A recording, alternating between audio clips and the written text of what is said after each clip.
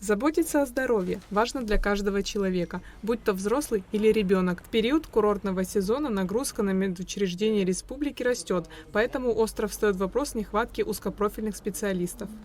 Как правило, у нас тут максимальные нагрузки – это от 100 до 200 больных в сутки поступления. Это очень тяжело справиться со своими силами.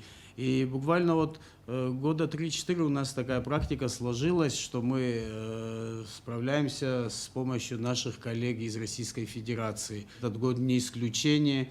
Наш Минздрав Республики Абхазия совместно с Минздравом Российской Федерации командируют докторов из инфекционных больниц разных областей России.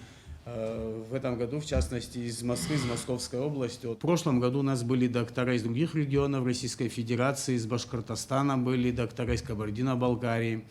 У России и Абхазии множество точек соприкосновения, и медицина не стала исключением. По словам врача-педиатра, инфекциониста с 15-летним стажем Арины Семизаровой, сложность заключается в большом потоке пациентов. Сейчас больница принимает до 120-150 человек. Прием ведется совместный как для детей, так и для взрослых.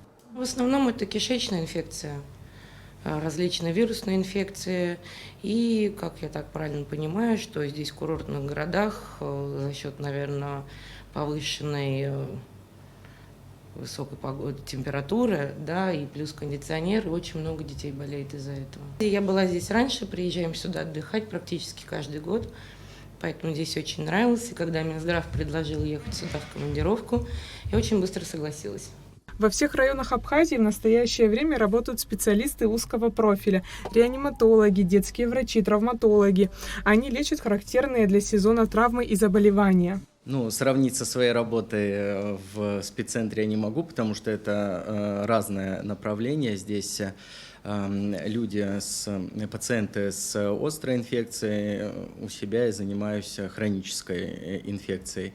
Сложность только, как уже коллега моя говорила, это с потоком больных, а так, в принципе, пациенты везде одинаковые.